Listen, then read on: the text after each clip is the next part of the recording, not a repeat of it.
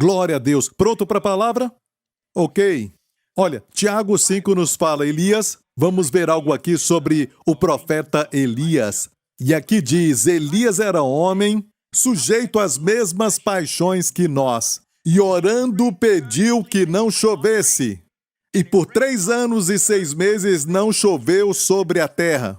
Naquela época, Israel tinha se rebelado contra Deus, Israel tinha se desviado de Deus, e o rei de Israel naquela época era o rei Acabe, o marido de Jezabel, e Jezabel era sacerdotisa de Baal, e eles, como nação, viraram as costas para Deus, o Deus que os tinha tirado do Egito, da casa da servidão, que os ajudou no deserto, até chegarem na terra que mana leite e mel. Se esqueceram dele e agora davam a sua devoção e amor para Baal, e até o rei adorava Baal. E Deus disse que se eles não guardassem os seus mandamentos e se desviarem de mim, eu farei com que a chuva não caia do céu. E Elias orou, Elias era o profeta daquele momento, e ele orou então com fervor para que não chovesse. E por 3 anos e meio não choveu sobre a terra.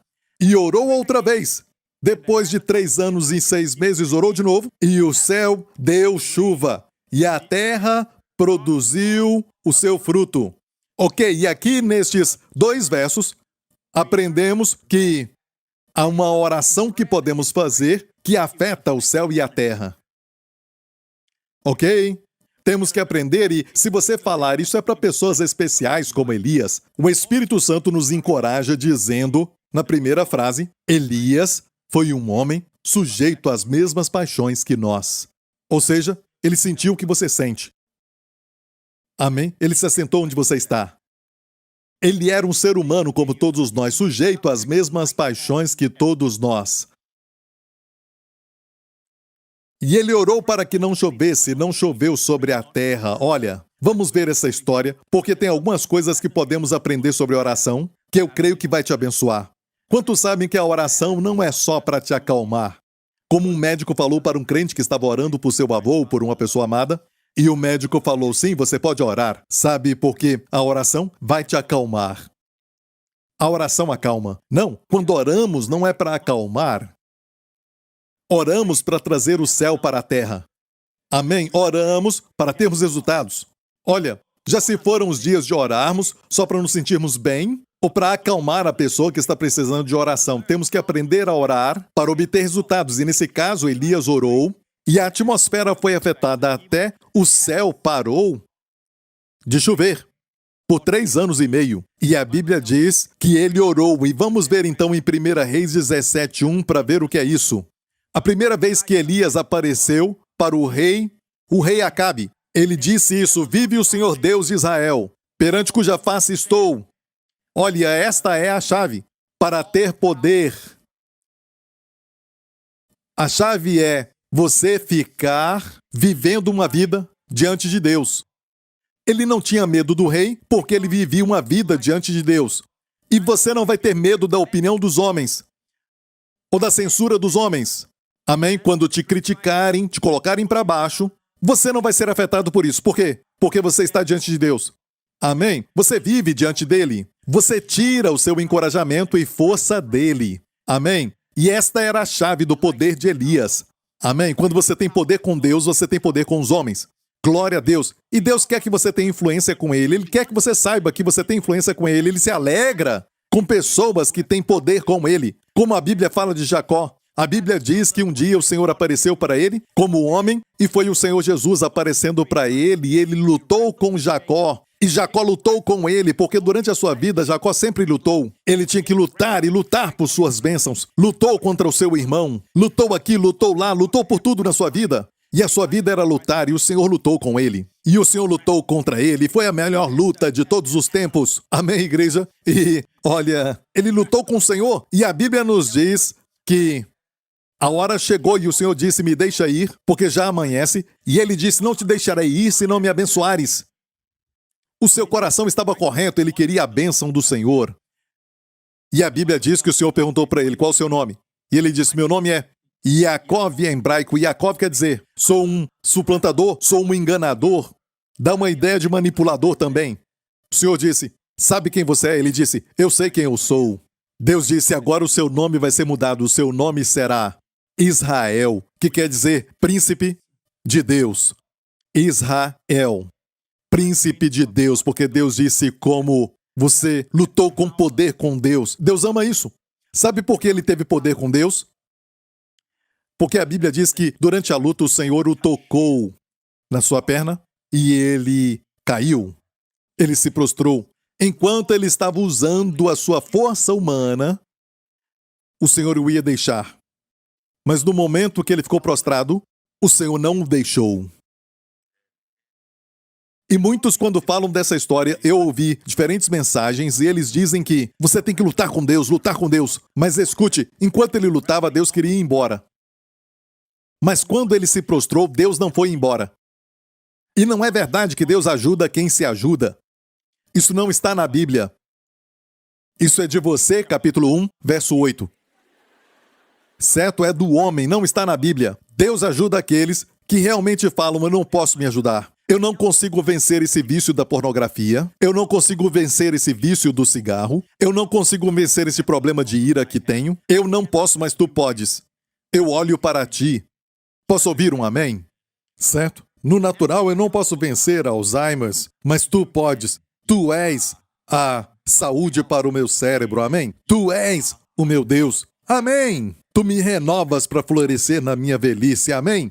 Quando fala com Deus assim e olha somente para Ele, no mundo que todo mundo olha para a sua inteligência, para a sua habilidade, para o seu talento, para a sua lógica, para o seu cérebro, tentando encontrar razão para tudo, chega uma hora que você tem que perceber que muitas coisas não tem mais como raciocinar, você é limitado. E quanto mais rápido chegar a este lugar como Jacó fez, mais rápido se tornará um príncipe para Deus, vai ter poder com Deus, amém? Glória a Deus, obrigado Jesus, gostei disso, isso foi bom, glória a Deus, aleluia, foi de graça. Eu não falei sobre isso no primeiro culto, não sei por que você tirou isso de mim, talvez você me faz lembrar de Jacó. Ok, então, isso foi algo extra. Ele ficou diante do rei de Israel, que era Acabe, cuja esposa era aquela mulher Jezabel. E ele disse, vive o Senhor Deus de Israel, perante cuja face estou. Que nestes anos nem orvalho nem chuva, pelo menos tinha que ter orvalho se não tivesse chuva, sabe? Nestes anos nem orvalho nem chuva haverá, senão segundo a minha palavra. Que declaração forte. Mas quando lê em Tiago 5, como lemos agora, diz que ele orou para que não chovesse. Mas aqui não tem registro na Bíblia de que ele orou. Na forma tradicional de oração, como nós achamos que a oração é. Quando pensamos em oração, pensamos em olhos fechados, com as mãos juntas e até ajoelhados. E essa é a ideia de oração, como geralmente nós pensamos nela. Mas aqui foi uma oração de declaração. Foi uma proclamação, não haverá nem orvalho nem chuva, exceto quando eu falar. E Deus chama isso, o Espírito chama isso no Novo Testamento de oração. Ele orou para que não chovesse. E não choveu. E hoje, se somente declararmos, vamos dizer como isso é oração. Mas Deus chama isso de oração, de oração. Está me ouvindo? E depois a Bíblia diz que ele orou de novo e o céu deu chuva, certo? Tiago 5. Que diz, e orou outra vez e o céu deu chuva. Perceba, orou outra vez, não que orou com fervor. Você viu que ele orou fervorosamente para que não chovesse. E no grego a palavra ali, ele orou com uma oração. A ideia de combinar duas palavras para oração, um verbo, um substantivo, no grego quer dizer que orou com fervor. Mas aqui, quando orou outra vez, não existe essa palavra. Então vamos ver como ele orou outra vez e o céu deu chuva. E isso aconteceu depois de 3 anos e meio. Não tinha nenhuma parte da grama verde. Todo lugar estava tudo seco, bem seco. E, obviamente, eles sobreviveram bebendo água, e a água descia das montanhas e em lugares difíceis de pegar água. E 3 anos e meio se passaram, e o rei estava procurando grama verde naquele momento, quando Elias se encontrou com ele depois de 3 anos e meio. Certo? E houve um desafio. Certo? Elias disse para a nação de Israel, e se reuniram no Monte Carmelo. Muitos de vocês já foram lá. De fato, você foi ali para o topo daquele Monte Carmelo. E do Monte Carmelo dá para ver o mar Mediterrâneo. Amém? E ali foi o lugar que deve ter acontecido aquele desafio no topo do Monte Carmelo, e muitos de vocês já estiveram lá no topo do monte, e foi ali que ele orou. Mas Elias fez um desafio. a nação de Israel, porque neste momento tinha 450 profetas de Baal e o rei estava lá, o rei Acabe, e Elias desafiou a todos eles e a nação de Israel, dizendo: até quando cocheareis entre dois pensamentos? Se o Senhor Yahvé é Deus, sirva-o. Se Baal é Deus, então sirva-o. Ele fez um desafio e disse: vamos até o Carmelo com um boi e façam um altar, profetas de Baal, façam um altar, depois ofereçam o seu sacrifício, e o Deus que responder com fogo, eu vou fazer o meu altar e fazer o mesmo. O Deus que responder com fogo, este é Deus. Ele fez esse desafio para toda a nação de Israel, que ainda estava cocheando entre dois pensamentos, pensando: será que Deus é Deus? E pela profissão eles declaravam que o Deus de Abraão era o seu Deus, certo Deus de Israel, mas com as ações seguiam a Baal. Então Elias disse: parem com isso, parem de cochear entre dois pensamentos, escolham. Se Deus Yahvé é Deus, então sirva-o. Se Baal é Deus, sirva-o. Certo? Decida. Isso foi feito diante de toda a nação, e Acabe e os seus profetas de Baal não podiam escapar. Amém? Tiveram que aceitar. O desafio foi feito e os adoradores de Baal fizeram um altar e começaram a clamar o seu Deus, e nenhuma voz, ninguém ouviu nada. De manhã até o meio-dia, nenhuma voz, ninguém ouviu nada. E Elias começou a zombar deles: vocês têm que gritar mais alto. Eles começaram a gritar mais alto e também a se cortarem, sangue para todo lado, e nenhuma voz se ouviu. Até 3 horas da tarde, desistiram. Elias construiu seu altar, Elias orou, e o fogo caiu sobre o sacrifício. E entenda isso: quando o fogo cai sobre o sacrifício, quer dizer que o povo foi perdoado. O fogo não caiu sobre o povo, e sim sobre o sacrifício. Agora estavam deste lado, certo? Agora Deus pode, com justiça e com juízo, trazer chuva e bênção sobre o povo de Israel. Então, depois que o fogo caiu, quer dizer que era aceitável que Deus julgasse os pecados da nação no corpo daquele boi que recebeu o fogo do julgamento. A nação é poupada e Elias podia fazer essa oração. Então ele subiu até o topo do Monte Carmelo. Então disse Elias a Acabe: sobe, come e bebe, porque há ruído de uma abundante chuva. E eu também estou ouvindo, neste ano, eu estou ouvindo um som de abundante chuva. Eu escuto o som de abundância de favor sobre a sua vida. Eu escuto o som de um abundante shalom, paz. Amém? Eu escuto o som de abundantes chuvas de bênçãos na sua família. Eu ouço muito antes do profeta, e o povo de Israel ver aquilo, o profeta ouviu. Antes daquilo se manifestar, ele ouviu, e eu ouço no Espírito: tem uma abundante chuva vindo sobre você e sobre a tua família. E Acabe subiu. Uma coisa boa no ministério profético é isso: eles veem as coisas muito antes de acontecer. Amém? Escutam coisas no Espírito antes de acontecer, porque Deus sabe o futuro do passado e também o passado do futuro. Ele vive fora do tempo. Amém? Por isso a Bíblia diz: Deus conhece o nosso amanhã. Então tente sempre seguir a Deus. Ele sabe da armadilha, ele sabe dos perigos e aquilo que você pode evitar. Ele já passou ali e ele volta para nos dizer: eu já fui lá. Amém? É bom. Com a sua mão na minha, dê a mão para ele. Amém? Ele vai te guiar. E Acabe subiu a comer e a beber, mas Elias subiu ao cume do Carmelo. Ele era um rei, sabe, carnal. Ele ficou pensando: a bênção já chegou, sabe, o julgamento passou, a bênção já está aqui, eu vou subir e beber. Amém? E o homem de Deus falou para ele: vai, sobe e come. Mas o que fez o homem de Deus? Ele subiu no Monte Carmelo e se inclinou por terra e pôs o seu rosto entre os seus joelhos.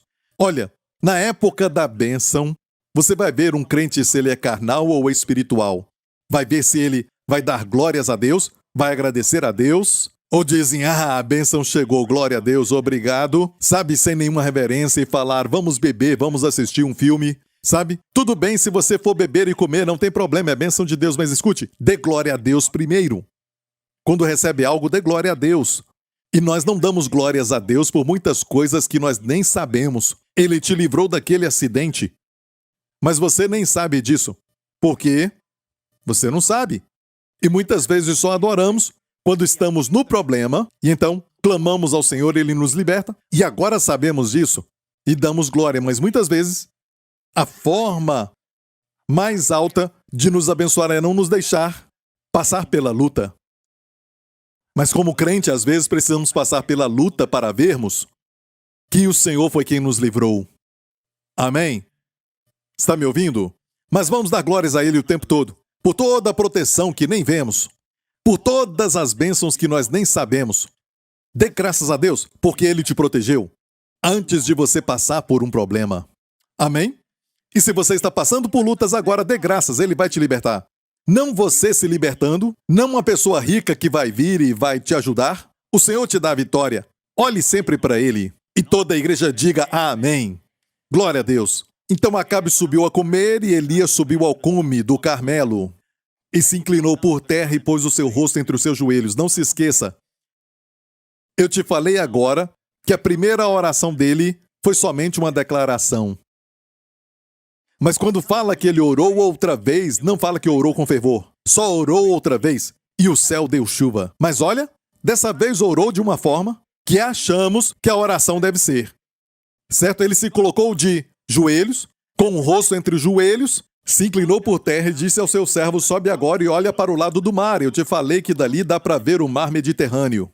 Ele disse ao servo, vai lá, bem lá na frente, vê se vê uma nuvem no céu. Por 3 anos e meio não teve nenhuma nuvem no céu.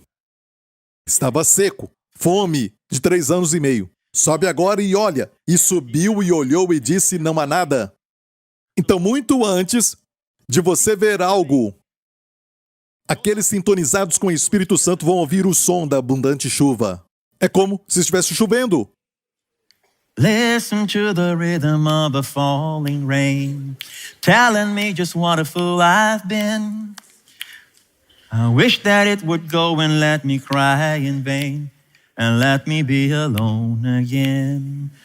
Rain does it... Aleluia, glória a Deus. Você ri, mas foi uma canção que eu cantei quando eu estava na escola, na noite de talentos, e fiquei em primeiro. Ainda me lembro, ganhei um troféu. A minha primeira vez na noite de talentos. Glória a Deus, obrigado Jesus. E ninguém valoriza isso, ninguém nem me aplaudiu. Certo, ok. Tarde demais. Parem. Olha, ele disse, sobe e olha. E disse, volta lá 7 vezes, procurando uma nuvem. Próximo. E sucedeu que a 7ª vez disse, eis aqui uma pequena nuvem, como a mão de um homem, subindo do mar. Então, bem longe, o servo disse, olha, Elias, eu vejo uma nuvem. Eu vejo uma mancha pequena, branca. Uma nuvem. Eu acho que é do tamanho da minha mão, sabe? Imagina, uma nuvem do tamanho da sua mão. Sabe? E ele viu isso. Muitos de nós ficaríamos tristes. Cadê a chuva? Mas o homem de Deus, quando ele viu que tinha aquela pequena nuvem, sabe? Pequeno com Deus se torna grande. 5 pães e 2 peixes nas suas mãos se torna uma abundância para alimentar mais de 5.000 pessoas. Amém? Uma mão cheia de trigo e um vaso de óleo pode alimentar uma família inteira, um ano inteiro. Amém? E aqui uma nuvem pequena com Deus no meio. Amém? Vai trazer uma tremenda chuva. Olha o que diz. O homem de Deus disse, depois que o servo falou que tem uma pequena nuvem como a mão de um homem subindo do mar, sobe e dize a Acabe, aparelhe o teu carro e desce para que a chuva não te impeça. E sucedeu que, entretanto, os céus se enegreceram com nuvens e vento. Israel não via isso por 3 anos e meio. Nem uma nuvem no céu, agora o céu ficou bem escuro, se enegreceu com nuvens e vento e veio uma grande chuva. E Acabe subiu ao carro e foi para Jezreel. Amém? No momento que Elias ficou sabendo da nuvem, da pequena nuvem, ele disse, fala para o rei para descer, porque a chuva está vindo. É melhor que ele volte para o palácio. Amém? E o rei estava no seu carro correndo. E o capítulo termina assim. Olha isso. E a mão do Senhor estava sobre Elias, o qual cingiu os lombos e veio correndo perante Acabe. Até a entrada de Jezreel, o rei estava aqui, com os seus cavalos. E veio Elias. Eu não sei qual era a idade de Elias aqui, mas escute isso. Quando o poder de Deus vier sobre você, você vai correr e não se cansar, vai caminhar e não se fatigar. Até os jovens cansam e os moços certamente cairão. Não é questão de ser jovem fisicamente. Até os jovens se cansam e os moços certamente caem. Mas escute isso. Os que esperam no Senhor renovarão as suas forças, subirão com asas como águias, correrão e não se cansarão, caminharão e não se fatigarão. Os que esperam no Senhor. Como você que vem para a casa do Senhor está esperando no Senhor. Você está trocando a sua força, uma força natural como Jacó, por sua força que nunca se acaba. Quando o poder de Deus vier sobre você, olha, é um poder espiritual, se for poder de Deus ou poder de espíritos malignos. O homem mais possesso da Bíblia foi endemoniado de Gadara. Ele foi o homem mais possesso. E a Bíblia diz que ele ficava lá, em Gadara. E muitos de vocês que já foram para Israel e ficaram na região da Galileia, vocês viram Gadara. De fato, seria bom você visitar Gadara. Com as sepulturas ali, não se preocupe. Os demônios não te tocam. Maior é o que está com você do que o que está no mundo. Amém? A Bíblia diz que este homem vivia sozinho e vivia se cortando e andava nu. 3 sinais de atividade demoníaca. Quando a pessoa tira sua roupa, em alguns lugares, é sinal de atividade demoníaca. Ele andava nu. Outro sinal, solidão, antissocial. Não quero ficar com ninguém, sempre fugindo do povo. Sempre sozinho, trancado no quarto, é também um sinal. E o terceiro, se cortar, ele se cortava. Se machucar. Suicida. Amém? Ficar se mutilando, se ferindo, está acontecendo hoje, entre alguns jovens. É atividade demoníaca. E ele chorava, a Bíblia diz, muito triste, ele chorava. E porque ele chorava bem alto do outro lado do mar da Galileia, se ouvia em Cafarnaum, onde a Bíblia diz que Jesus morava com seus discípulos. Eu creio que foi por isso que Jesus pegou o barco, atravessou aquele lago para expulsar o demônio daquele homem. E é por isso também que naquele caminho, para chegar até aquele homem que estava possesso, o diabo fez uma tempestade se levantar. Lembra? Para impedir Jesus de chegar até aquele homem. E Jesus se levantou e acalmou a tempestade. Ele chegou do outro lado e expulsou os demônios com uma palavra. Em hebraico, lerk. No português, saia. Uma palavra, saia. Temos que usar 5 palavras, saia em nome de Jesus. Mas para Jesus, uma palavra, saia, e todos os demônios saíram dele. E a Bíblia diz que depois viram aquele homem assentado aos pés de Jesus.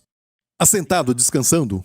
É o sinal de uma pessoa livre de atividade demoníaca. O Espírito veio, assentado, vestido em perfeito juízo. Vestido. Ele estava vestido. Ele estava bem. E também em perfeito juízo. Não olhe para ninguém, mas em perfeito juízo. Quando o Senhor entra na sua vida, amém, e Ele te liberta, você fica em perfeito juízo. E a Bíblia diz que Ele falou, quero te seguir, Senhor. O Senhor disse, sabe, vá a todas as cidades. A Bíblia diz que ele foi para Decápolis, e Deca é 10, Polis é cidade. Ele foi para 10 cidades dos gentios e se tornou um evangelista. Por isso o diabo queria impedir Jesus de chegar até aquele homem. Jesus disse, diga para os seus amigos o que Deus fez. A Bíblia diz que ele foi até Decápolis e proclamou o que o Senhor tinha feito por ele. Amém? O que eu quero dizer é que a Bíblia diz que ele estava sozinho e ninguém podia prendê-lo quando ele tinha os demônios. Ele quebrava as correntes. Atividade demoníaca. Quando alguém é possesso por um espírito, seja de Deus ou do mal, ele se torna sobrenatural. E por isso Elias recebeu o espírito e correu mais do que a carruagem. Não importando a idade, mas espíritos malignos tomavam aquele homem, ele quebrava as correntes, ninguém podia prendê-lo. Já presenciei casos de libertação e a pessoa tão forte. E olha, era uma mulher que estava possessa, e com homens tentando segurá-la, mas ela muito forte. Mas não era ela. Quando o demônio saía, então ela, sabe, ficava normal, tranquila, sabe, e agradável. Isso explica para você algumas coisas? Isso é incrível. Olha, eu acabei entrando aqui num atalho só para falar de Elias que se cingiu e começou a correr, amém? Então os atletas dessa casa digam aleluia. Eu me lembro no exército, eu estava correndo e sabe, eles te fazem correr muito. E eu não conseguia correr mais, mas este verso veio, correrão e não se cansarão. Meditei nisso e nem consegui orar, só meditei, correrão e não se cansarão. Não sei em que momento, mas veio aquela força, sabe aquela força? Veio em mim. E eu comecei a correr, estava correndo e alegre parecia que, quando eles falassem para parar, eu ia ficar triste. Sério, Deus sabe disso? Eu disse, não. Vamos correr mais um pouco? Eu não sei quando veio, mas eu vi na minha própria experiência como Deus libera até força física quando você se cansa. Amém? E eu nem corria direito. Então, glória a Deus, olha, o que quero te falar é isso. Volta para Tiago. A primeira oração foi uma oração de declaração. E Deus, nesse texto, então, quis nos mostrar que orar desta maneira é uma declaração de fé. Uma proclamação de fé como Elias fez. Mas veja, quando ele orou depois que o fogo caiu, depois do julgamento, agora é tempo de bênção, sabe? Ele colocou a cabeça entre os seus joelhos e orou da forma como nós pensamos e o Espírito Santo só falou, orou outra vez. No primeiro orou com fervor e aqui orou outra vez, uma oração simples. Mas na nossa mente pensamos que essa oração é mais intensa do que a primeira. Se eu fico aqui agora declarando, e você vê uma pessoa de joelhos orando, você diz que ela está orando, e o pastor não está orando. Mas você percebeu uma coisa aqui? Jesus fazia assim, e quando você está declarando, você faz isso. Você está numa parceria com Deus. E se Jesus tomou as nossas doenças e enfermidades, ele tirou de nós a depressão porque ele foi ferido, o castigo que nos traz a paz estava sobre ele. Então ele levou a nossa depressão, a nossa ansiedade, a nossa preocupação e cuidados, e também as doenças físicas, e todas as nossas dores emocionais também. E ele tomou tudo isso, e se nós cremos que ele tomou porque a Bíblia diz isso, então eu não faço oração assim, como escravo. Oh Deus Pai, oh Pai, por favor, cura o meu filho, oh Pai, cura a minha filha, oh Senhor, faz isso, por favor, e faz aquele outro, porque essa oração nega tudo aquilo que Jesus fez. Essa oração está dizendo, Deus não é persuadido, Deus é o problema, se ele quisesse dar, ele dava. Por isso essa oração não é respondida. Eu oro para que isso responda algumas perguntas. Amém? Quando você ora a oração assim, o Espírito Santo é chamado Espírito da Verdade, ele não pode testificar com essa oração. Ele dá testemunho da verdade, é o Espírito da Verdade. Mas quando orar, você declara. Quando você declara, por exemplo, alguém tem problema com depressão e você diz em nome de Jesus, espírito imundo de depressão, saia dessa pessoa e deixe essa pessoa livre em nome de Jesus. Amém? Você está declarando que Deus não é o problema, é o poder das trevas que está segurando esta bênção. Então você está agora em parceria com Deus e dizendo na essência que Deus não é aquele que está causando o problema. Deus é a solução. Está ouvindo, igreja? Vou falar de outra forma, ok? Na antiga aliança, antes da vinda de Jesus, o julgamento era fácil. A bênção era difícil. Perceba Elias, quando pronunciou o julgamento, por 3 anos e meio, não terá chuva nem orvalho. Isso foi fácil. Por quê? Porque debaixo da lei, Deus disse, se você guardar todos os mandamentos, então eu te abençoo. Mas todos são todos. Mas se você errar em apenas um, então a maldição virá. E por isso aqueles que se orgulham da lei não percebem quão terrível a lei de Deus é. Aqueles de nós que cremos na graça de Deus, temos um tremendo respeito pela lei de Deus. Eu sou a favor da lei, mas pela razão pela qual Deus deu a lei. E Deus não deu a lei para o homem cumprir. Deus deu a lei para revelar o homem por ela. Você entendeu isso? Então Deus diz, se cumprir tudo, te abençoarei. Trarei a chuva para abençoar sua colheita. Emprestarás, não tomarás emprestado. Amém? Serás cabeça e não cauda. Mas tem que cumprir os mandamentos. Mas se errar em um, a maldição virá. O julgamento virá. Eu reterei as chuvas no céu. Vai afetar sua colheita e você vai tomar emprestado, mas não vai emprestar. E serás a cauda e não cabeça. Então olha isso. Na antiga aliança, muitas vezes passava um tempo onde, na bênção ou na maldição? Maldição. E por isso, na antiga aliança, julgamento e maldição vinham facilmente. A bênção era difícil. Você entende por que era fácil para Elias, na antiga aliança, dizer não haverá orvalho nem chuva, porque ele estava alinhado com a palavra de Deus. A palavra dizia que se desviar de mim, o céu vai reter a chuva. Então, olha, Elias sabia disso e ele declarou isso. Uma oração com fervor. Mas quando ele foi pedir a bênção, orou outra vez e outra vez. Olha, tudo mudou por causa da cruz. Eu disse tudo mudou por causa da cruz. Desde a cruz de Jesus Cristo, escute, a bênção é fácil. E por quê? Porque não depende mais da sua obediência. Está dependendo da obediência de Jesus na cruz.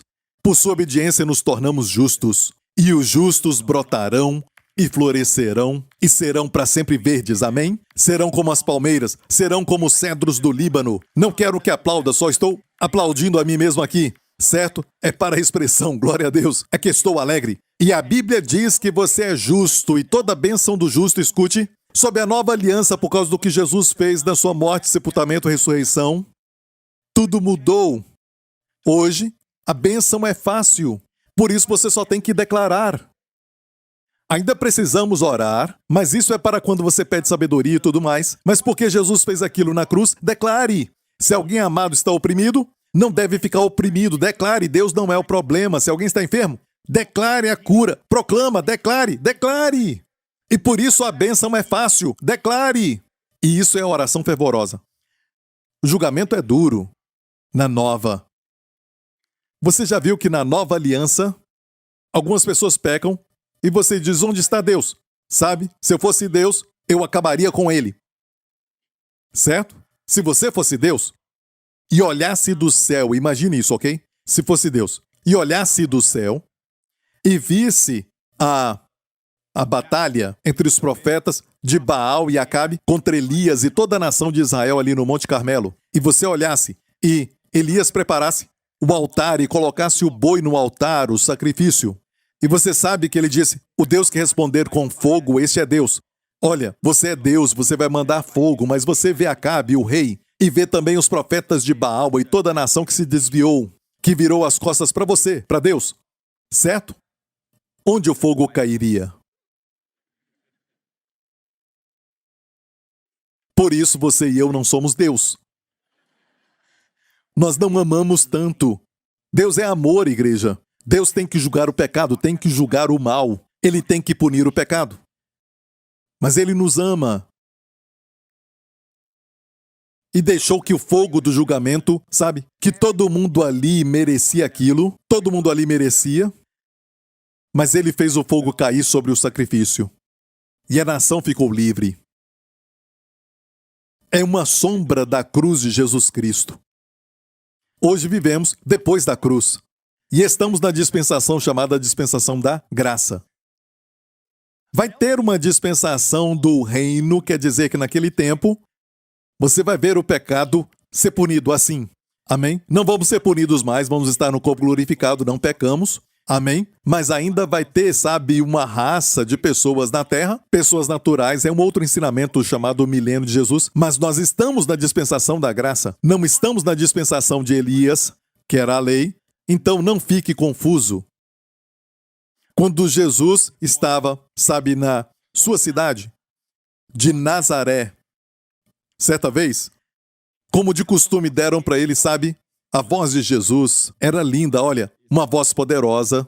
E então, ele provavelmente desde jovem já lia a Torá para todos eles ali. Davam um rolo para ele. E desta vez, deram para ele o rolo. E a Bíblia diz que ele achou o lugar em que estava escrito. Aquele era o livro de Isaías. Era a leitura do sábado daquela semana. E a Bíblia diz que Jesus abriu o rolo do livro de Isaías e achou isso. O Espírito do Senhor é sobre mim, isso é Isaías 61 na Bíblia. Pois que me ungiu para evangelizar os pobres. O que é boas novas aos pobres? Pense nisso. Certo? Enviou-me a curar os quebrantados de coração, a pregar liberdade aos cativos e restauração das vistas aos cegos, a pôr em liberdade os oprimidos e também a anunciar o ano aceitável do Senhor. Aceitável é uma palavra muito linda, em hebraico chamado rezon. Rezon é um estado onde o favor de Deus é sempre em abundância. Então era o ano de rezon do Senhor, o rezon do Senhor, o ano onde o favor de Deus está sempre abundando. Depois, A Bíblia diz que Jesus fechou o livro. Eu vou te mostrar agora a referência do livro de Isaías, certo? Lado a lado. Jesus falou: apregoar o ano aceitável do Senhor e cerrou o livro. Mas a porção de Isaías diz: apregoar o ano aceitável do Senhor e o dia da vingança do nosso Deus. O dia da vingança vai chegar, onde toda iniquidade vai ser punida, onde todo pecado vai ser tratado, mas não chegamos lá ainda. Mas virá um dia assim. Ainda estamos no ano aceitável do Senhor, onde os favores de Deus abundam. Amém? Estamos neste tempo. Muitas pessoas pregam o tempo vindouro neste tempo, ou gostam de pregar, de falar sobre o Antigo Testamento para os dias de hoje. Até cantam sobre o dia da vingança, mas não estamos no dia da vingança. Jesus sabia quando fechar o livro. E onde Jesus fechou o livro, temos que aprender a fechar o livro. Quando Jesus falou do ano aceitável do Senhor, ele sabia que a sua vinda não era o dia da vingança. A sua primeira vinda foi para salvar. Então ele fechou o livro. E entre o ano aceitável do Senhor e o dia da vingança de Deus tem passado 2000 anos. Ah, a longanimidade do nosso Deus, a paciência do nosso Deus, que não deseja que ninguém pereça, mas que todos venham ao arrependimento. Não despreze o fato de que a Bíblia diz que nos últimos dias muitos vão falar: onde está a sua vinda? Onde? Eu escuto falar sempre do arrebatamento. A Bíblia fala de pessoas assim. No livro de Pedro, são zombadores dos últimos dias que vão perguntar: onde está a sua vinda? Onde está a sua vinda? E eles não sabiam. A Bíblia diz que 1000 anos para o Senhor é como um dia. Amém? Por isso, quando você ora, Deus não diz: olha, espera um segundo. Porque se calcular 1000 anos é um dia, então um segundo é uau. Mas tudo bem. Isso foi só uma brincadeira, ok. 1000 anos para o Senhor é como um dia. O tempo não é nada para Ele. Para nós o tempo é importante. E a Bíblia diz que é a longanimidade do nosso Deus. Deus quer que Jesus volte, mas quando Ele voltar vai ter julgamento sobre todo o mundo. Os que são salvos vão ser levados com Ele, mas quando Jesus voltar de novo para reinar, vai ser o dia da vingança. Para tudo que foi falado e feito, vai ter juízo. Contra Deus, todas as coisas. Todo pecado será julgado. Mas para nós, o julgamento já passou. Vamos voltar com Ele? Você entendeu isso? Entendeu? Então entenda, não estamos no dia da vingança. Estamos no ano aceitável do Senhor. E é por isso que hoje é fácil pedir as bênçãos. Você pode pedir bênçãos até para descrentes. E eles recebem. Ontem eu e a minha esposa, não foi ontem, 2 dias atrás, estávamos comendo na praça de alimentação e encontramos um casal. E então o marido estava tão alegre e começou a me falar que algum tempo atrás eu os tinha encontrado. A esposa é da nossa igreja, mas ele não é um crente, ele não vem aqui. E eu me lembro que ele tinha me falado que tinha problemas de ataques de pânico e ansiedade, quase não saía de casa, sabe? Tinha que tomar muito medicamento e tudo mais. E desta vez, e olha, eu tinha orado por ele, daquela vez. Eu orei para que Deus o libertasse. E por que eu tive essa confiança de orar por ele? Mesmo ele não sendo crente. Eu perguntei: você crê? Ele disse: um dia. Sabe, pastor, eu te digo, um dia eu vou estar lá. Pastor, eu sei como é, mas agora ainda não. E eu disse: posso orar por você? Por este problema? Ele falou do problema, ataque de pânico e tomando muito medicamento, e eu orei por ele. Então, 2 dias atrás, os encontramos na praça de alimentação. Eles estavam muito alegres. Ah, pastor Prince, eu tenho que te contar uma coisa. Olha, agora 85%. Liberto. Eu achei que ele foi salvo e eu perguntei: você vai estar na igreja então? Ainda não, sabe? Eu ainda estou pensando por causa do meu pai, do meu avô e tudo mais. Ele disse: eu não quero ir para o céu e ficar pensando neles no inferno. Mas você não sabe, talvez eles foram, talvez eles já estão lá. Eles vão estar no céu e você vai para o inferno, eu disse. Sabe? E eu falei também para ele o seguinte: se você se preocupa, sabe, com os seus pais, os seus ancestrais e tudo mais, lembre-se de uma coisa, ok? Tem uma voz, a Bíblia fala de uma voz, certo? Sobre o porvir. Uma história que Jesus falou. A voz disse que ninguém venha para cá. Por favor, fale para minha família para não vir para cá. A voz vai falar para você isso. Amém? E eu falei para ele isso, ele estava tão alegre. Me disse, eu fui para um outro médico e o médico disse, sabe, você não precisa tomar mais medicamento, você está livre agora desse medicamento. Olha, pastor, eu estou tão alegre, estou aqui comendo, estou tão feliz, não pude acreditar que alguém pode ser liberto por Deus. Amém? Com tanta alegria, tão feliz. E me fala, sabe, eu falo com Deus todo dia. Talvez ele é salvo e nem sabe. A esposa falou, ele está no deserto. Então, sabe... Olha, por que eu orei por ele? Porque todo mundo que Jesus curou nos evangelhos, quase todos eles que Jesus curou, não eram salvos. Olha, todo mundo não era salvo. Jesus ainda não tinha morrido, então eles não eram salvos. Quando alguém fala que Judas traiu Jesus... Isso mostra que alguém pode crer em Jesus e nascer de novo e perder a salvação como Judas. Diga a eles, Judas não era salvo. Nenhum dos discípulos era salvo. Como podiam ser salvos se Jesus não tinha morrido? Todos eles foram salvos depois que ele ressuscitou. Lembra disso? E Judas não estava lá. Se Judas tivesse esperado só algumas horas, em vez de se enforcar, a morte de Jesus seria a dele. Não tinha que se enforcar. É uma forma de justiça própria. Só receberam quando Jesus ressuscitou e soprou sobre eles, aí eles nasceram de novo. E no dia de Pentecostes receberam o batismo com o Espírito Santo. Olha, amigo, pode orar pelo enfermo. Eu posso orar pelos descrentes, sabendo dessa mentalidade que eu tenho da dispensação da graça, eu oro por eles, e muitas vezes a bondade de Deus os leva ao arrependimento. Mesmo a mente deles não entendendo, como este rapaz que talvez é salvo e nem sabe. Ele fala com o Senhor toda manhã. Senhor, eu tenho que te falar algo. Eu não creio em ti ainda, mas eu quero que tu saibas que... A mente só entende depois. Quanto sabe que ela entende depois? Quando o espírito e a alma já estão alinhados, amém? E eu creio que ele vai ser salvo. Se ele ainda não é salvo, eu creio que um dia ele vai ser salvo ainda. Mas você pode orar por seus amigos. E fale para eles, vou orar por você. Deus quer te abençoar. Sim, eles têm que nascer de novo, nós sabemos disso. Amém? E é por isso que hoje precisamos pregar as boas novas aos povos. Não é hora de falar para eles sobre o pecado ou nos posicionar contra aquele pecado, nos posicionar contra aquele outro pecado. E o mundo fica pensando que nós estamos tomando posição contra eles, quando na verdade quase não ouvem as boas novas dos nossos lábios. Quando ouvem as boas novas, são mudados de dentro para fora. Não tem quantia de leis que vai mudá-los, nem um monte de políticas vai mudá-los, nem um monte de psicologia vai transformá-los, nem um monte de discussão vai mudá-los. Mas quando ouvem as boas novas, são transformados, e muitos são transformados, assentados aqui, são transformados, crendo no Evangelho.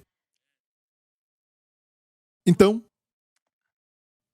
tem pessoas tomando posição, uma posição pública. Posição? Vamos nos posicionar pelo Evangelho. Vamos declarar o Evangelho de Jesus Cristo, que Ele morreu para nos dar. E proclamar para este mundo perdido, ferido e sentido, que Ele os ama. Posso ouvir um amém? E olha, estamos ainda no ano aceitável do Senhor, quando as bênçãos são fáceis. Proclame isso. E quando você tem a mentalidade de que a bênção é fácil, você não ora assim, adeus, adeus. E sabe... Eu olho para a igreja hoje e vejo a igreja regredindo, estão voltando e ficam estudando os nomes de Deus, chamando Deus de Deus de Abraão, Isaac, Jacó, e Ele o é. Ele sempre foi, e o chamam de El Shaddai. Não percebem que esses nomes são maravilhosos? Eu falo desses nomes, já fiz no passado, vou fazer de novo no futuro. Mas o nome sobre todos os nomes que Jesus veio revelar, que nós devemos chamar, é o nome Pai. Pai, revelei para eles o teu nome, para que o amor com o qual tu me amaste esteja neles. Pai, guarda-os em teu nome, guarda-os, os discípulos, aqueles que creem em mim, pela palavra no futuro, todos nós. Guarda-os, proteja-os, como? Em teu nome. Então, quanto mais falamos, Pai, mais protegidos somos. Temos que orar em tal espírito que, quando oramos, não nos sintamos longe de Deus e oramos para que o trem comece a andar, chegando cada vez mais perto, cada vez mais perto. E finalmente, chega perto de Deus. Não, não, não. Você ora porque você já está perto da sua presença. Você é seu filho. Ele é o seu pai. Então diga, Pai, você tem que orar dessa posição de plenitude, dessa posição de vitória. Está ouvindo, igreja? Por isso, nunca diga, Pastor Prince, nesse caso eu tenho que orar forte. Não é oração forte ou fraca. Por que forte? Não é oração forte, mas é para quem você ora. Não é oração forte. E nem fraca também. É para quem você ora. Eu posso falar baixo e dizer, Pai, toca naquela pessoa, Pai, obrigado. Quando se trata de oração, temos essa mentalidade, temos esse pensamento, e veja Deus querendo abençoar. Antes de eu orar no meu quarto, certo? Eu vejo Deus querendo me abençoar, querendo abençoar a igreja e também a minha família. O seu coração está cheio de amor, então quando eu oro assim, com esta postura, estou alinhado com o céu. O Espírito da verdade testifica, me dando a resposta da oração. Ele testifica com a verdade, porque eu estou nessa postura verdadeira. Mas se eu oro, Deus, como tentando persuadir Deus, Deus, tenha misericórdia. Meu filho está doente, Senhor, por favor, não tire a sua vida, por favor, Senhor. E até alguém que esteja olhando, e a criança que está ali doente, olhando aquilo, sabe, vai ficar, certo? Você está mostrando para aquela criança que Deus, certa vez uma mãe, uma história verdadeira.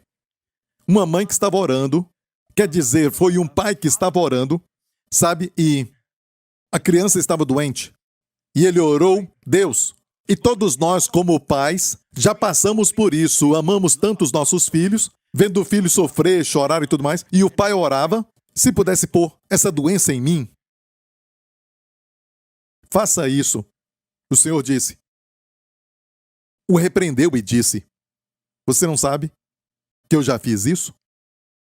Jesus tomou as nossas doenças. A nossa oração deve ser declarando, ser curado, febre, saia em nome de Jesus. Doença morra em nome de Jesus. Amém? Ser curado em nome de Jesus. Pastor Prince, eu já declarei e nada aconteceu.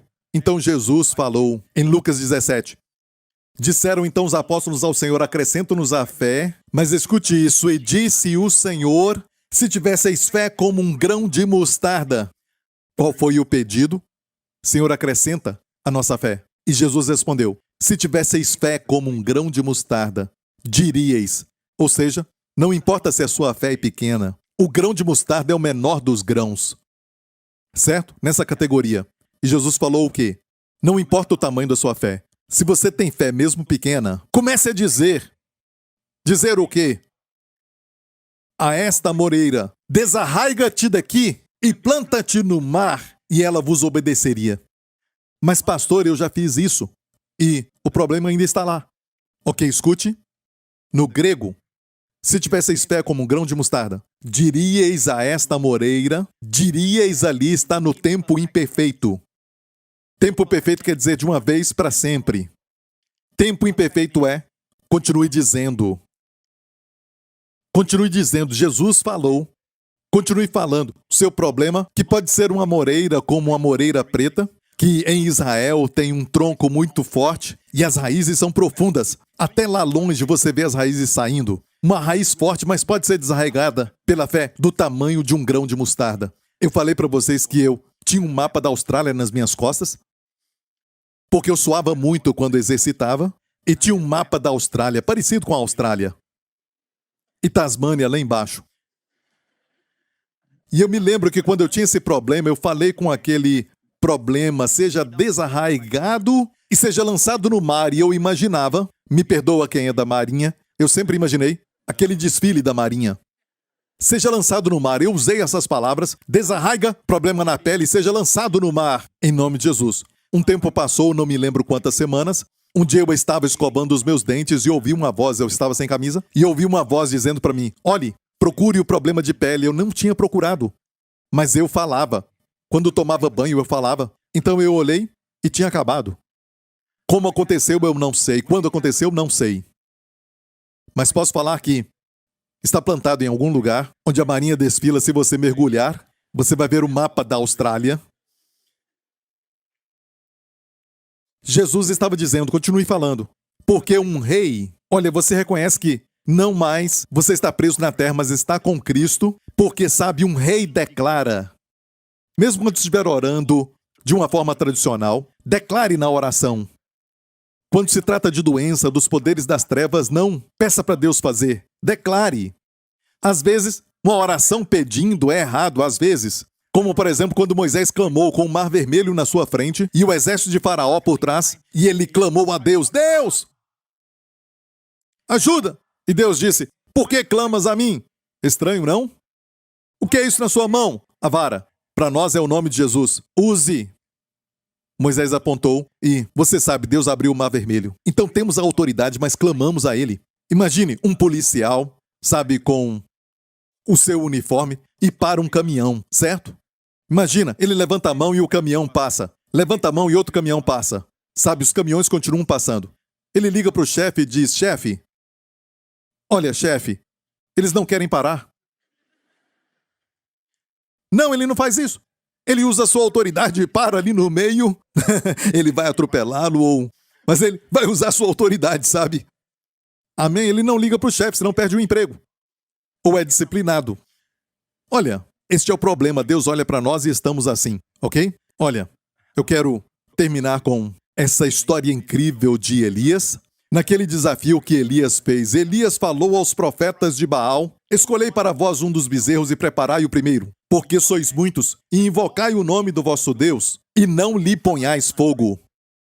E tomaram um bezerro que lhes dera, e o prepararam e invocaram o nome de Baal desde a manhã até o meio-dia, dizendo: ah, Baal, responde-nos! Porém nem havia voz, nem quem respondesse, e saltavam sobre o altar que tinham feito. E sucedeu que ao meio-dia Elias zombava deles e dizia: oraram de manhã até o meio-dia, nenhuma voz, e nem fogo do céu. E Elias disse: clamai em altas vozes, porque ele é um Deus. Pode ser que esteja falando, ou esteja ocupado. Foi fazer uma viagem. Ou talvez está dormindo. Você deve acordá-lo. E eles clamavam em altas vozes, se retalhavam com facas e com lancetas, conforme ao seu costume, até derramarem sangue sobre si. E sucedeu que, passando o meio-dia, profetizaram eles até a hora de se oferecer o sacrifício da tarde. Porém não houve voz, nem resposta, nem atenção alguma. A última parte, nem atenção alguma. Interessante. Então Elias disse a todo o povo: chegai-vos a mim. E todo o povo se chegou a ele. Agora escute bem isso. Uma coisa é Deus julgar o pecado. Mas se ele julgar o pecado, como ele vai ganhar a nossa afeição? Deus teve um dilema, de certa forma. Não só tinha que julgar o pecado, porque Deus não pode nos perdoar com justiça se não tivesse julgado o pecado. Deus tem que ser Deus, ele tem que julgar o pecado. Mas Deus, para ser Deus também, ele tem que demonstrar o seu amor, porque Deus é amor. Como Deus pode julgar os pecados e ao mesmo tempo ganhar o nosso coração? Olha isso. E restaurou o altar do Senhor que estava quebrado. Olha, quer dizer que tinha um altar ali previamente que foi quebrado pelos profetas de Baal. Agora, Elias o restaura. A primeira coisa é restaurar o altar. E precisamos, o altar para nós é a cruz de Jesus Cristo. Precisamos então trazer de volta a cruz de Jesus Cristo. Não é tomar aquela posição, aquela outra e aquela outra. Tome posição pela cruz. A cruz é o símbolo que Deus ama o mundo. Que Cristo morreu por nós. E a Bíblia diz, Elias tomou 12 pedras. Diga 12 pedras. Olha isso, conforme ao número das tribos dos filhos de Jacó, ao qual veio a palavra do Senhor dizendo: Israel será o teu nome. E com aquelas pedras edificou o altar em nome do Senhor. É interessante porque naquela época em que Elias tinha chegado ali, Israel estava dividido. 10 tribos ao norte e 2 tribos, Judá e Benjamim, no sul. Estava dividida, não era só uma nação, e todo mundo sabia que estava dividida. Hoje as pessoas dizem: a igreja está dividida. Pastor Prince, tem pessoas que não gostam do teu ensinamento sobre a graça. Pastor Prince, sabe? Não importa se você acha que estamos divididos ou não. Somos um aos olhos de Deus. Sabe o que Elias fez? Elias colocou 12 pedras como se fossem um. Temos que restaurar isso? Amém? Ele apresentou a Deus o que Deus via. Deus via um só Israel. E sabe de algo? Se alguém não concorda com você, amém, não, gosta do seu pastor, sorria e diga: nós somos um. Você não vai se livrar de mim de fato no céu. Eu vou ser o seu vizinho porque Deus está vendo o que está acontecendo, amém?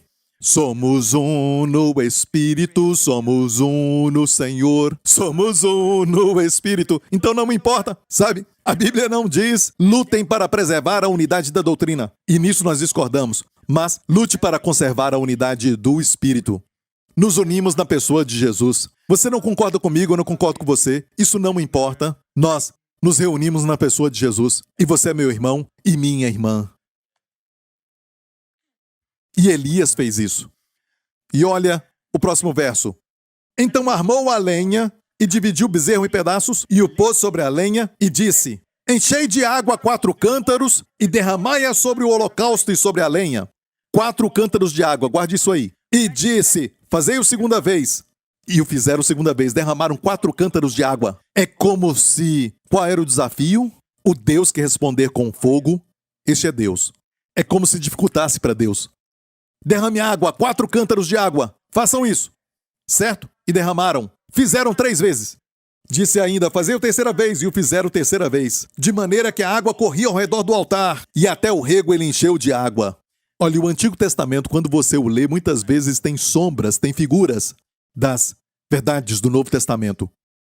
Por que 4 cântaros e 3 vezes? Qual símbolo? As 12 pedras representam toda a nação de Israel. Representa como Deus os ama. Antes de serem 12 tribos, eram 12 filhos. Amém?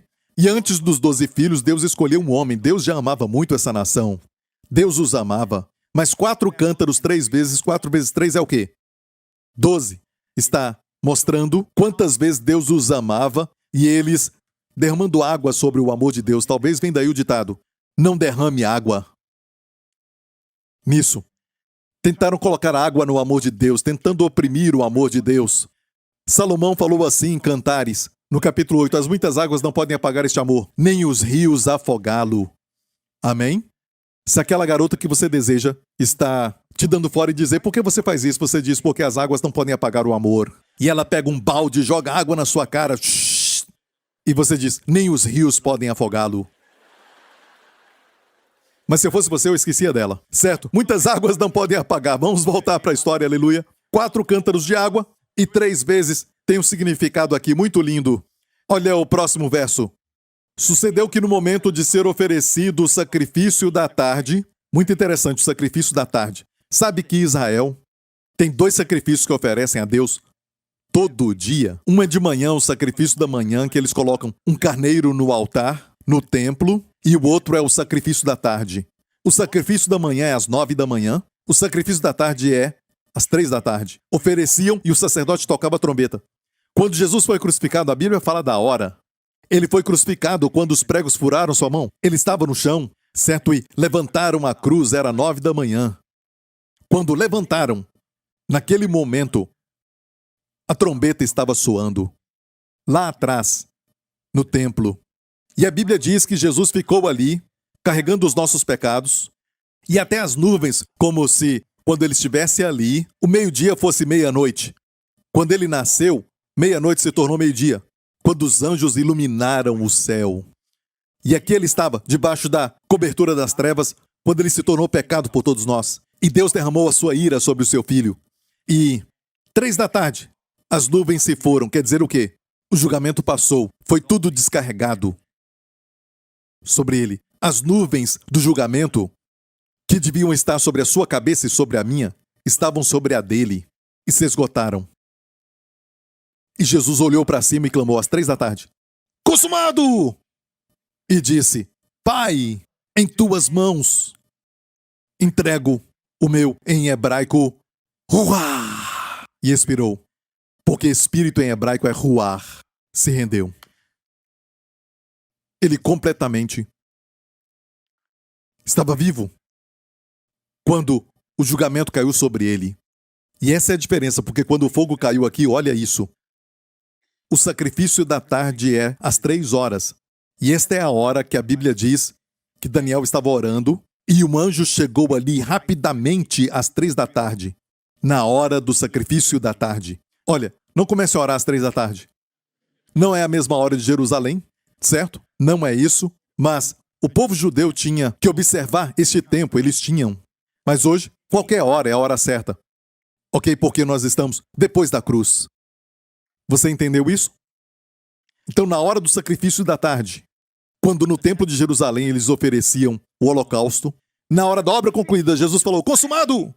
Elias orou Ó Senhor Deus de Abraão, de Isaque e de Israel, manifeste-se hoje que tu és Deus em Israel e que eu sou teu servo e que conforme a tua palavra fiz todas essas coisas. Responde-me, Senhor, responde-me, para que este povo conheça que tu és Senhor e que tu fizeste voltar o seu coração. Então caiu o fogo do Senhor e consumiu o holocausto, e a lenha, e as pedras, e o pó, e ainda lambeu a água que estava no rego. O que vendo todo o povo, caíram sobre os seus rostos e disseram: só o Senhor é Deus, só o Senhor é Deus, o Senhor é Deus, o Senhor é Deus. Não somente a justiça de Deus encontrou uma forma para que a justiça ficasse satisfeita, porque o julgamento foi executado, mas também conquistou o coração da nação. Está tudo aqui.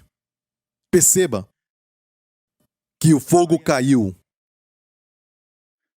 sobre o holocausto e não sobre a nação, não sobre a nação culpada, não sobre eu e você culpados, mas no sacrifício e a nação poupada, eu e você poupados. Estamos livres.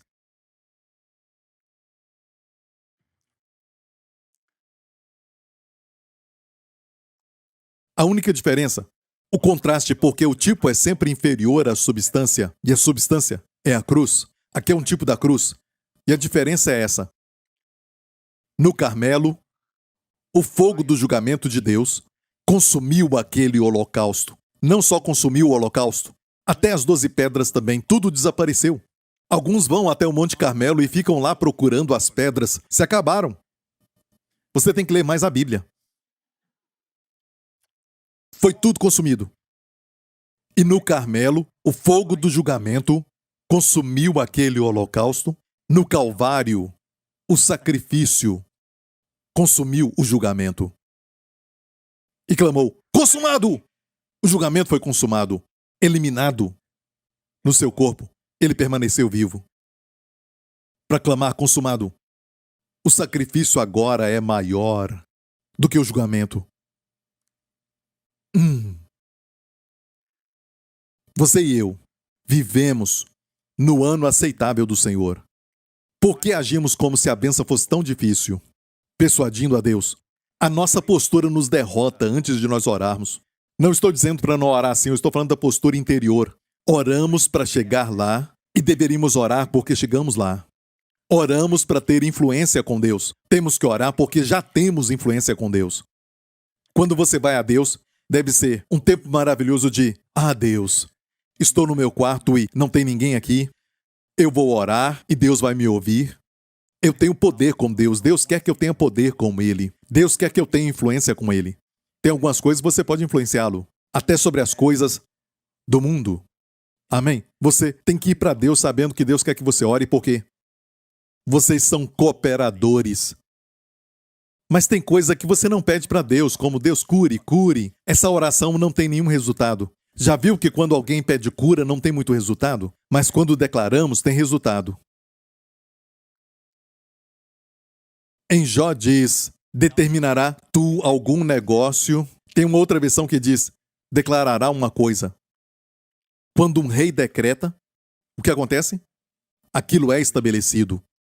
A luz brilhará em teus caminhos. Muitas vezes queremos luz nos caminhos e não sabemos o que fazer. Mas só depois de declarar, vai saber o que fazer. Declare primeiro, a luz vai brilhar. A Bíblia diz: quando te abaterem, então tu dirás: haja exaltação. Declare. E Deus salvará ao humilde. Viu? Quando te abaterem, você tem que dizer: a exaltação virá. E Deus vai te salvar. Você é humilde. Mas achamos que ser humilde é quando você fala: Deus, eu sou tão humilde, eu sou tão humilde. Não, isso é humildade falsa. Humildade é declarar. E por isso declaro bênção sobre você. Eu declaro abundância de chuva na sua vida. Eu declaro abundância de paz, abundância de shalom, bem-estar para você e para sua família. Neste ano, em nome de Jesus, fique em pé, glória ao nome de Jesus. Aleluia! Glória a Deus, aleluia! Ainda estamos no ano aceitável do Senhor, igreja. Então ore de acordo. Não faça oração de julgamento. Não deve orar os salmos de julgamento quando Davi pediu o julgamento para os seus inimigos. Aquilo não é para nós hoje. Tem muitas coisas lindas para nós no livro de Salmos, mas não oramos oração de julgamento para os inimigos. Hoje amamos os nossos inimigos, porque só lutamos contra os poderes das trevas. Se você passa por luta na família, diga: espírito imundo, que traz problema para minha família, eu ordeno, cesse as suas obras. Fique longe da minha família em nome de Jesus, mas use o nome de Jesus. Como um rei, você decreta. Quando faz isso, você toma o seu lugar assentado com Cristo. Deus ama isso. Agora você flui com Deus. Amém? E Deus chama isso de oração fervorosa. Como você é salvo? Você declara: Jesus é o meu Senhor. Amém? Você crê que Ele levou seus pecados e ressuscitou sem eles. A ressurreição é prova que os seus pecados foram eliminados. E quando você crê nisso, você é salvo. E sabe, salvo, não implorando: ó Deus me salva, por favor me salva. Não, você é salvo quando declara. Por que não declarar agora que Jesus Cristo é o seu Senhor? E creia de coração que Ele fez o sacrifício para sempre. E no Antigo Testamento, os judeus levavam sacrifício todo dia. Sabe por quê? Porque o julgamento era maior do que o sacrifício. Nem bodes nem touros tomam o lugar de Jesus, mas aquele sacrifício de Jesus foi eficaz para sempre. Amém? Porque o sacrifício agora foi maior do que o julgamento. Consumiu todo o julgamento da ira de Deus. E é por isso que Deus não se ira mais conosco, os que creem naquele sacrifício. Faça essa oração comigo. Diga: Pai Celestial, eu creio que Cristo consumiu todo o julgamento, toda a ira no seu corpo. E o Senhor planejou assim, para que seja justo hoje, em me tornar justo. O Senhor não se comprometeu de qualquer maneira, Senhor. Tu és justo em me tornar justo pela morte do teu filho. E o ressuscitaste dos mortos, sem os meus pecados. E isso é prova de que os meus pecados foram eliminados. Jesus Cristo é o meu Senhor. Em nome de Jesus. Amém. Glória a Deus, glória a Deus, glória a Deus. Levante as suas mãos aqui neste lugar. Quero declarar isso sobre você. Sabe por que eu declaro isso? Não para te acalmar. Sabe por que eu declaro isso? Porque eu sei que estamos no ano aceitável do Senhor. Amém? Ainda estamos na dispensação da graça até a volta de Jesus para nos levar. E a terra vai passar pelo dia da vingança do nosso Deus. Mas não é hora ainda. Deus é longânimo para que muitos possam então conhecê-lo. Amém? Família, todos que estão assistindo, que o Senhor te abençoe com sua família nesta semana, que você seja encharcado com as bênçãos de Deus. Que o Senhor derrame chuvas de bênçãos sobre você e os seus amados nesta semana. Que você experimente de forma tangível as bênçãos de Deus sobre você nesta semana. E que o Senhor sorria para você e tenha compaixão de você. E que o próprio Senhor te guarde, te preserve. Em nome do Senhor Jesus, eu declaro que o Senhor te preserve de todo o mal nesta semana. De todo o mal, de todo o perigo, de toda infecção, de todo o poder das trevas. Pelo sangue do seu Filho, em nome do Senhor Jesus Cristo. Que Ele sorria para você e te conceda sua shalom, paz, plenitude e o bem-estar para toda parte do seu ser, para toda parte do seu corpo, em nome de Jesus. E toda a igreja diga: amém. Deus te abençoe.